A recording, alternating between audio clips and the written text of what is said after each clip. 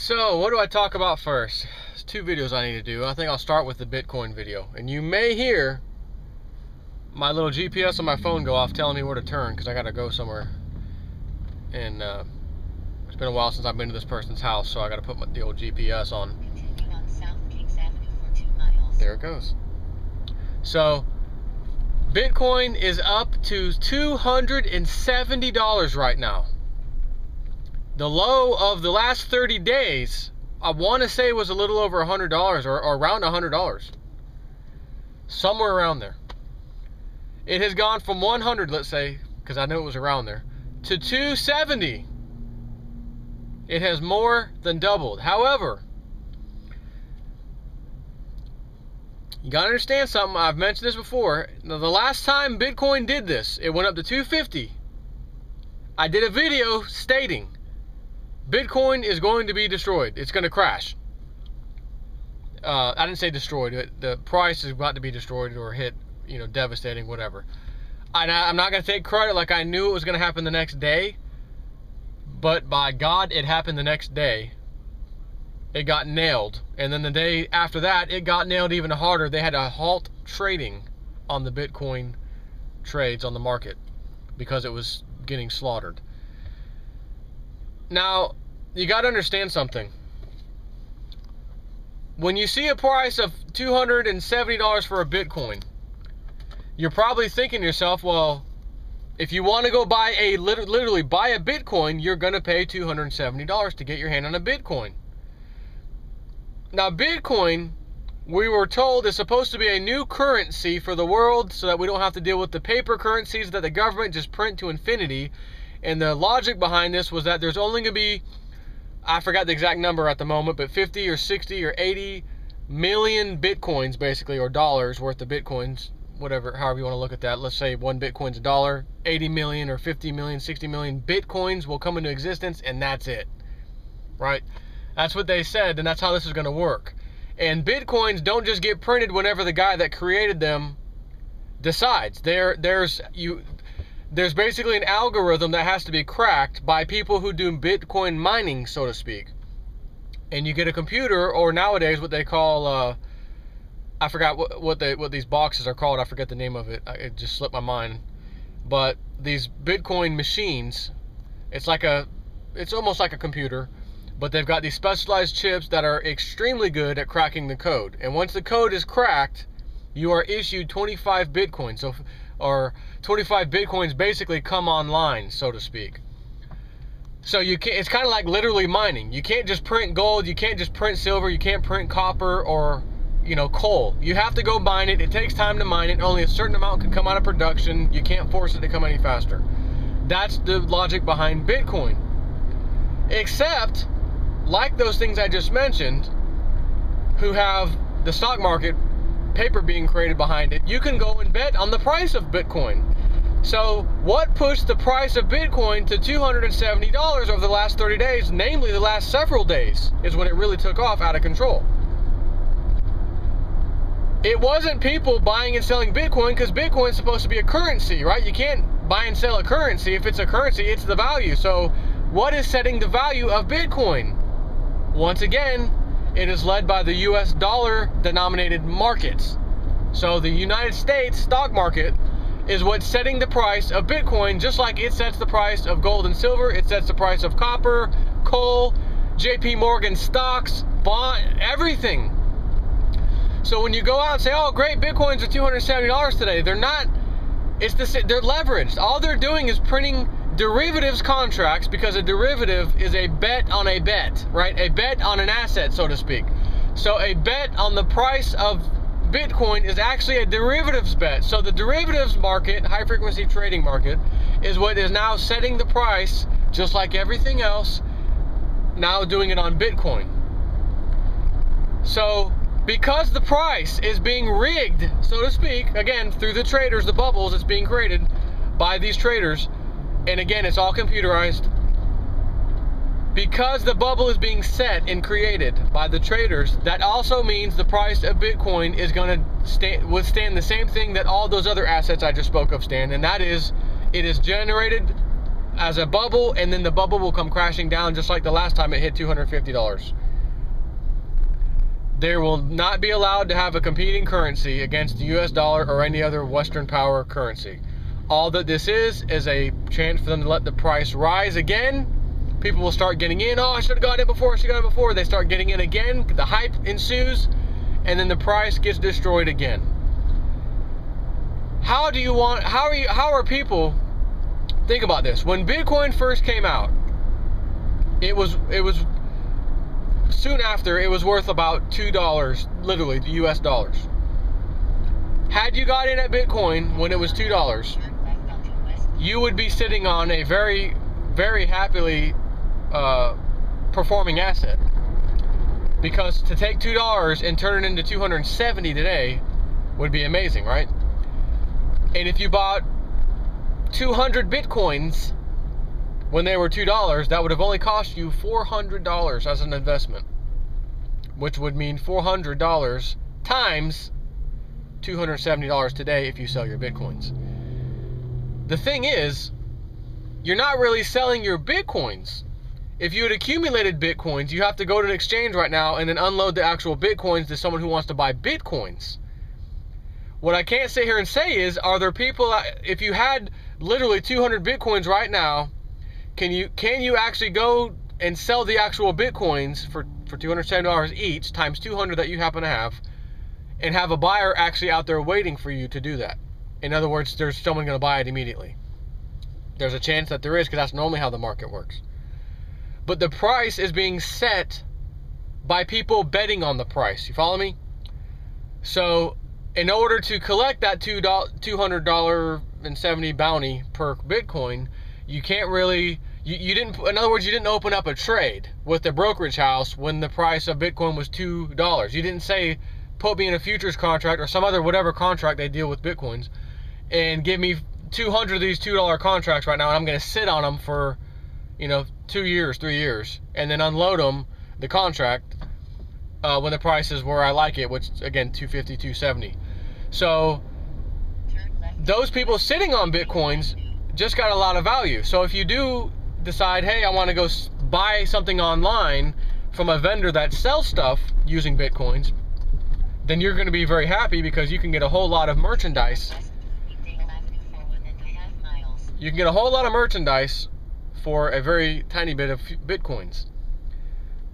So the problem is, you're not actually using something that is defined as a currency, because a currency, true money, does not change value like that.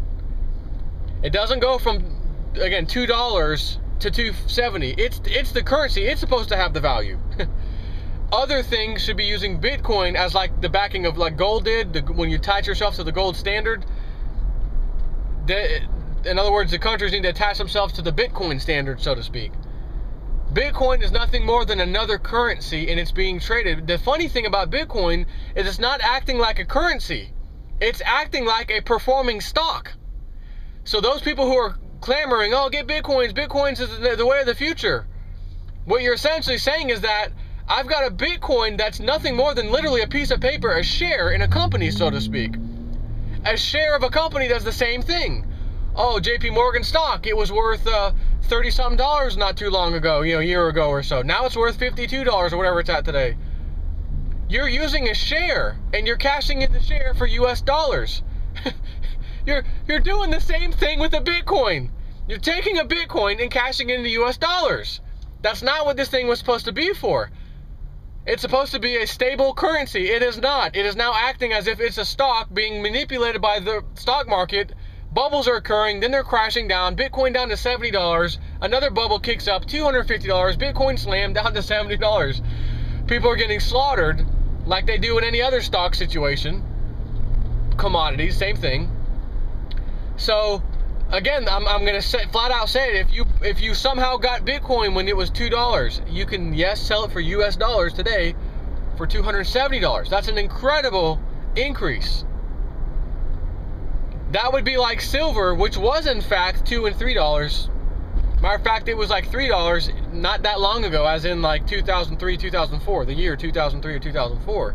That would be like that price shooting to $270 an ounce for silver, right? We've only seen 50.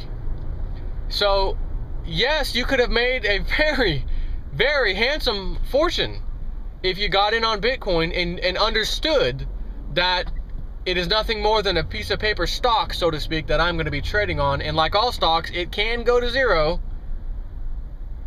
and also can have a bubble created and be going way high. Now, the web bot said the other day, well, not the other day, more like a few months ago, look out for Bitcoin, it's going to start rising. It did say that, and that was before or after the last time it rose and crashed. I actually read you the summary of that last web bot report that spoke about this. So here it is taking off again. And if anyone listened to the web bot report and wanted to get in on the Bitcoin action, you could have. Because it's like a paper stock, so to speak, I stayed away from it this whole time. I thought at one point, maybe I ought to get a mining rig. That's the name of it. It's an ASIC, ASIC, A-S-I-C, ASIC mining rig. So look up ASIC Bitcoin mining rig, and you will see these little boxes look like a little computer that crack the code very quickly, but every time the code is cracked, it gets exponentially harder to crack the next code. So these boxes, people are buying them and letting them run for a month. They recoup their money back, and then by the time the next month starts, the thing's obsolete because the code's too hard to crack. So you may get another month out of it possibly and get something back. With Bitcoin doing what it has done recently, being that the Bitcoins are at $270 right now, considering the cost of the mining equipment that was a month or two ago, if you could even get your hands on any, because they're always sold out, you could have probably stood to do decent with one of these things. But if the price of Bitcoin did not go to $270 and stayed around 100 or wherever it was at, and or crashed even harder, you would be sitting with a pile of electronics that you would be probably upset with, that you just spent $4,000, $5,000 on and are still trying to recover your costs. So it's the same thing with the stock. You could say, oh man, I wish I would have known, you know, Ford's motor company stock went down to almost nothing during the crisis of 2008, 2009, then shot back up to 20s, 21, 22. It was down to like nothing, almost zero. Had you got in on that, again, another thing we could have made money on. But when I see that system that's like that, number one, you have to know in advance, and none of us seem to know in advance. So we always find out after the fact, and then talk about it after the fact, about how good it would have been if I would have got in on it. That's why there are winners and there are losers in these stocks and whatnot. Same thing with Bitcoin. So if it crashes again, and it's going to crash again, it has to, because it is traded on Wall Street again now, and just like the last time, and that's what's setting the price of Bitcoin. It's not actually people using it to buy stuff. The people using it to buy stuff are actually making out like bandits, because they can buy stuff for an inflated Bitcoin price, basically. Except there's not a whole lot of places out there that you can actually buy stuff. The other interesting thing was that most of the Bitcoins that have ever been created, apparently, from what I read the other day, during this big bust that the FBI did, they've confiscated the guy's hardware, laptop, whatever he had his Bitcoin sitting on, and I don't know the number, but it was like in the millions of dollars worth of Bitcoin, or millions of Bitcoins, or whatever he had. And they said when you combine the amount that this guy had accumulated, this guy was the online drug dealer. And people said, oh, I don't, you know, there's no tracing my money, so I can go online, use Bitcoin to do a transaction, then he can ship it to me. No one knows, oh, I can go buy drugs online. So Bitcoin became the #1 source of that activity. And when looking at the statistics, almost all hugely high proportion of activity on Bitcoins was used in the illicit drug trade online. Again, that's not really what you want for a currency that's supposed to be like the staple of the world. So if that's where all the coins went, then that means very, very few people who actually own Bitcoins actually use them in like the online market, not the drug market, but like somewhere else. So that's just another disturbing fact about how few people had Bitcoin to begin with. It's not catching on. At least it's getting in the ears of people when this kind of stuff happens, because they keep hearing about Bitcoin. when people say, "Oh, when it crashes again, I'm gonna get in on it again." When they say that, what they really mean to say is, I'm gonna go trade. I'm gonna trade Bitcoins. Again, you can go and buy some. You could buy some Bitcoins and then try to sell them on the markets, literally. But I think most people are. It's these traders. They're just gonna push the price up, sell it. Price gets crashes down. The people that suffer are the people that are actually holding on to the Bitcoins once the price crashes, because you may have a crap load worth of Bitcoin money. Say, oh my God, I got all this money. And the next thing you know, it crashes. Now you ain't got a crap. You're back down to where you were. So you better urgently go out and buy stuff online for Bitcoins. And again, there's not a whole lot of places accepting them. So it's just kind of weird. As the web bot said, fortunes will be made, fortunes will be lost messing with this thing. So I wanted to share that with you today. And my warning is right now, it's $270 for Bitcoin. Be prepared for a crash again. So don't go out and start buying them now if you're going to. You better wait till they crash again. And then if you want to do it then. And then when it rises up again for another bubble, potentially, you do it again and sell it. Is this what the elite do right now by allowing the price to rise, get all the suckers back in, and then destroy it to hurt everyone, to show you, hey, don't mess with that Bitcoin, we told you so? Because their mechanism is the one that's setting the price of Bitcoin, like I said last time. So I'm not in for wild rides and roller coaster type things like that. I want something that's stable as far as that can be relied upon. It's got history. It can never go to zero. A Bitcoin can go to zero.